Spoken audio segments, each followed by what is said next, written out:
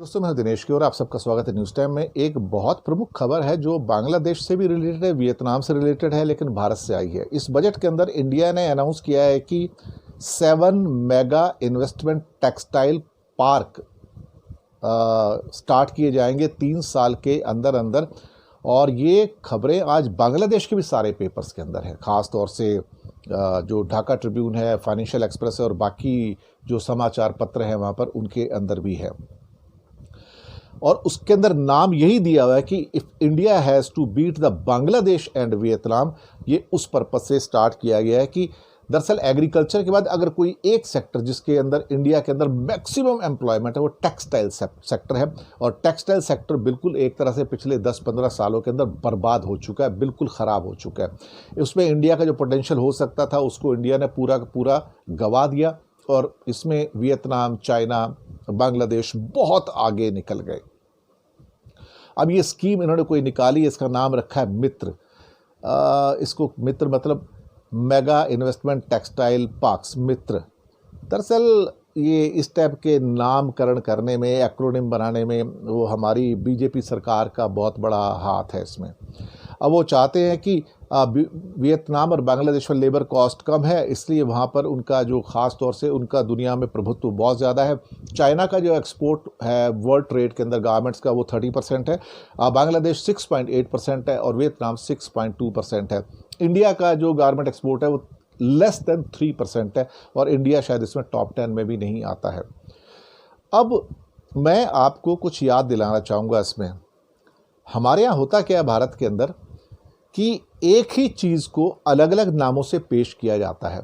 मैं यहाँ पे लोगों को याद दिलाना चाहूँगा, 2 साल पहले, 2 बजट पहले मोदी सरकार ने गारमेंट्स के लिए मेगा फैक्ट्रियों को ऐलान किया था। मेगा फैक्ट्रीज हिंदुस्तान में खोली जाएंगी और उसके द्वारा बांग्लादेश और वियतनाम की जो गारमेंट इंडस्ट्री है उसको compete किया जाएगा। लोगों की याददाश्त बड़ी कमज़ोर होती है, लेकिन मैं इस बात को कई टीवी चैनल्स पर जहाँ पर मैं एज एन एक्सपर्ट भी आता हूँ वहाँ भी इस बात को मैं बता चुका हूँ। अपने चैनल पे मैं बहुत बार बात कर चुका हूँ। आप यकीन नहीं मानोगे, वो मेगा फैक्ट्रीज के प्लान जो 2 साल पहले अनाउंस किए गए थे वो यही प्लान थे जो आज मित्र के नाम से फिर से अनाउंस किए गए हैं। इन 2 सालों में उन मेगा फैक्ट्रीज के प्लान पे रत्ती भर काम नहीं हुआ, कोई भी इन्वेस्टमेंट नहीं हुआ, उनका कोई भी स्थान भी निर्धारित नहीं हुआ कि कहां पर खोले जाएंगे। कोई काम नहीं हुआ, कोई बात नहीं हुई। इंडिया की एक ट्रेजेडी है कि खास तौर से सरकारें बहुत बड़ी बड़ी बड़ी स्कीम्स अनाउंस करती हैं और बाद में फट हो जाती हैं, बिल्कुल बेकार हो जाती हैं। आपको एग्जांपल देता हूं मैं। 2014 के अंदर मिड में जब मोदी सरकार आई तो 2015 के अंदर उन्होंने नई फॉरेन ट्रेड पॉलिसी घोषित की। तब इंडिया का जो एक्सपोर्ट था $315 बिलियन था। ये मनमोहन सिंह के लास्ट ईयर के अंदर मैं बात कर रहा हूं। तब फॉरेन ट्रेड पॉलिसी के अंदर आकर पहली बार जो टारगेट तय किया गया था वो था $900 बिलियन का, $900 बिलियन। यानी कि अगले 5-6 सालों में भारत का जो एक्सपोर्ट होगा वो 3 गुना बढ़ा दिया जाएगा, 3 गुना। अब मैं कोरिलेट करिएगा, इस बात को जरा कनेक्ट करने की कोशिश कीजिए।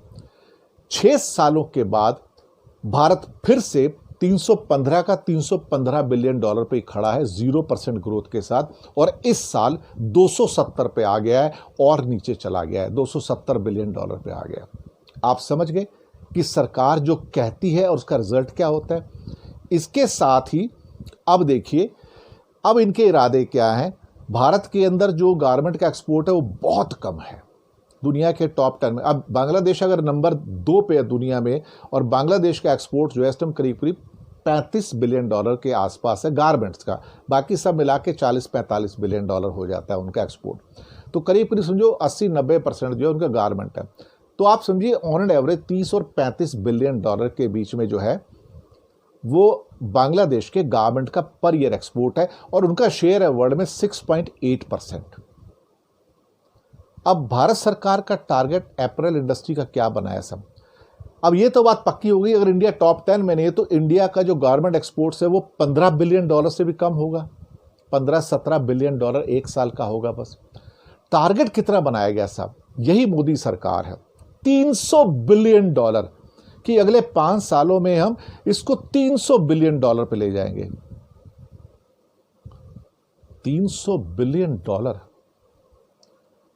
अब 6% वाला बंदा, 6.8% जिसका शेयर है दुनिया में अपैरल एक्सपोर्ट, वो है बांग्लादेश, और समझ लो उसका $35 बिलियन का एक्सपोर्ट है।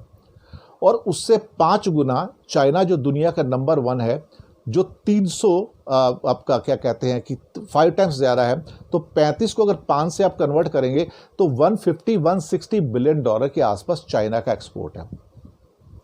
आप एक बात सोचिए, चाइना का एनुअल एक्सपोर्ट जो दुनिया का 30% है वो 160-170 बिलियन डॉलर है गारमेंट्स का, और हम टारगेट बना रहे हैं $300 बिलियन का।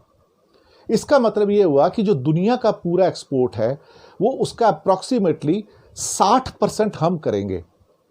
आप सोच सकते हैं कि हम 2.5-3% के शेयर वाला कंट्री हम 60% पे कैसे जा सकते हैं।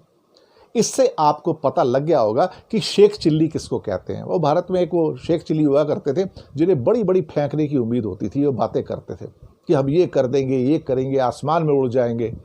ये शेख चिल्ली वाले देखा जाए तो अमाउंट्स हैं, इसके ज़्यादा कुछ नहीं है।